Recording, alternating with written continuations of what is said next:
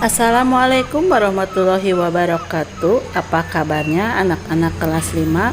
Hari ini kita memasuki tema 5, subtema 3, pembelajaran 3 dan 4. Silakan disimak videonya, dipahami, dan jangan lupa berdoa sebelum belajar.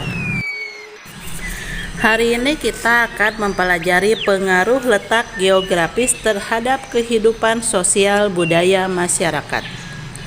Letak geografis Indonesia dianggap sangat strategis dan menguntungkan Indonesia.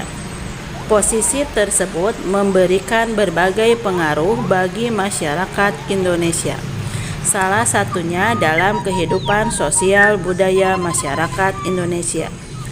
Pengaruh letak strategis Indonesia memberikan keuntungan sebagai berikut.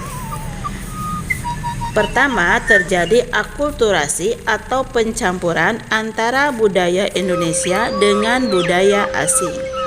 Hal itu mempengaruhi budaya Indonesia menjadi semakin kaya dan beragam. Kedua, memudahkan penyebaran budaya Indonesia ke luar negeri. Selain keuntungan, letak strategis juga dapat menimbulkan kerugian. Misalnya, banyak budaya daerah yang tersingkirkan akibat masuknya budaya asing yang belum sepenuhnya diterima di Indonesia karena bertentangan dengan norma-norma di Indonesia. Persatuan dan kesatuan dalam kehidupan sosial budaya.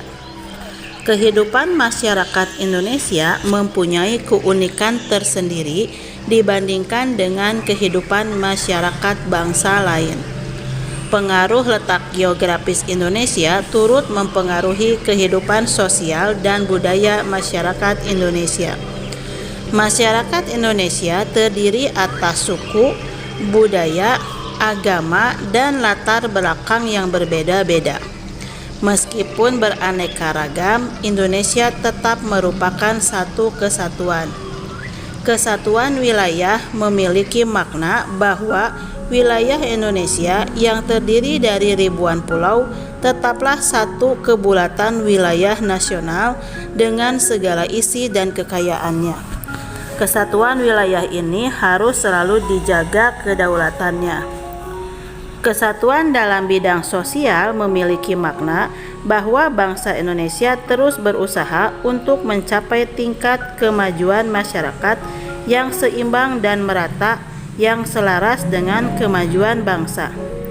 Kesatuan dalam bidang budaya memiliki makna bahwa kekayaan budaya yang beragam menjadi modal bagi pengembangan budaya Indonesia yang hasilnya akan dapat dinikmati oleh seluruh bangsa Indonesia. Keragaman latar belakang rakyat Indonesia tidak menjadi penghalang dalam kehidupan bermasyarakat. Rakyat telah terbiasa untuk melakukan kegiatan secara bersama-sama, meskipun berbeda suku, agama, dan budaya.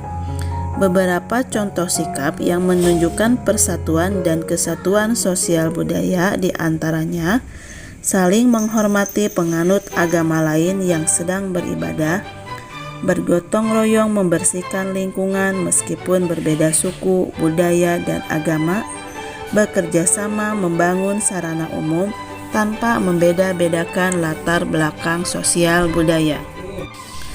Yang keempat, membantu korban bencana alam meskipun berasal dari daerah lain. Dan yang kelima, menghargai kebudayaan suku lain dan mau mempelajarinya. Ada banyak manfaat yang diperoleh masyarakat dengan adanya persatuan dan kesatuan sosial budaya. Misalnya, tumbuhlah rasa kebersamaan di antara warga masyarakat, lahirnya sikap solidaritas antar warga, memperkuat rasa cinta tanah air, dan memperkuat pertahanan dan keamanan bangsa sehingga dapat melawan upaya untuk memecah belah bangsa. Indonesia sebagai negara maritim dan agraris. Pada pembelajaran sebelumnya, kalian sudah mengetahui bahwa Indonesia merupakan negara kepulauan.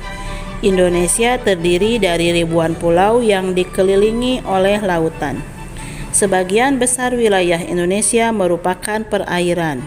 Hal ini menyebabkan Indonesia disebut juga sebagai negara maritim. Berdasarkan letak geografisnya, Indonesia memiliki potensi maritim yang melimpah, antara lain pariwisata bahari yang menarik, minyak bumi yang melimpah, dan sumber daya laut yang beraneka ragam. Masyarakat Indonesia memanfaatkan potensi tersebut pada berbagai kegiatan, khususnya dalam kehidupan ekonomi. Sebagai contoh, Indonesia menjadi penghasil sumber makanan laut seperti udang, tuna, dan rumput laut. Selain dari potensi maritim, kehidupan ekonomi Indonesia juga dipengaruhi oleh hasil pertanian dan perkebunan. Oleh sebab itu, Indonesia juga dikenal sebagai negara agraris, karena banyak penduduknya yang bermata pencaharian sebagai petani dan pekebun. Potensi agraris Indonesia antara lain ketersediaan lahan, iklim yang mendukung, serta tanaman unggul. Banyak hasil pertanian yang telah diekspor ke luar negeri seperti rempah-rempah, coklat, tembakau, dan buah-buahan. Kedua potensi tersebut harus didukung dengan sarana komunikasi dan transportasi yang memadai. Komunikasi yang baik memudahkan masyarakat memenuhi kebutuhannya. Selain komunikasi, sarana transportasi juga penting. Transportasi memudahkan proses distribusi barang. Transportasi juga dapat mempercepat perpindahan penduduk. Apabila sarana komunikasi dan transportasi memadai, potensi maritim dan agraris Indonesia dapat ditingkatkan. Hal ini akan mengarah pada tercapainya pemerataan kesejahteraan penduduk. Persatuan dan kesatuan dalam kegiatan ekonomi. Letak negara Indonesia yang strategis menyebabkan Indonesia memiliki beragam suku bangsa, agama, dan budaya. Dengan begitu banyaknya keragaman di Indonesia, perlu adanya persatuan dan kesatuan dalam segala bidang. Salah satu yang dapat menyatukan bangsa Indonesia adalah wawasan Nusantara. Wawasan Nusantara adalah cara pandang dan sikap bangsa Indonesia terhadap diri dan bentuk geografisnya. Wawasan Nusantara mencakup berbagai bidang. Salah satunya adalah kegiatan ekonomi. Perbedaan lingkungan geografis menyebabkan munculnya berbagai kegiatan ekonomi yang beragam.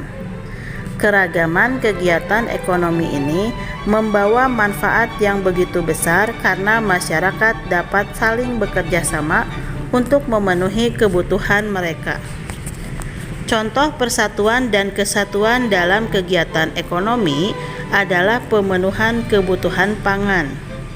Dalam pemenuhan kebutuhan pangan, diperlukan kerjasama antara penghasil pangan dan distributor sehingga pangan dapat sampai ke konsumen. Berikut berbagai cara menjaga persatuan dan kesatuan dalam kegiatan ekonomi. Yang pertama, bersikap terbuka terhadap pelaku ekonomi lain meskipun berbeda suku bangsa, budaya, atau agama. Kedua, menghormati dan menghargai sesama pelaku ekonomi. Ketiga, menyelesaikan masalah yang dihadapi secara musyawarah. Keempat, memanfaatkan sumber daya alam dengan bijaksana.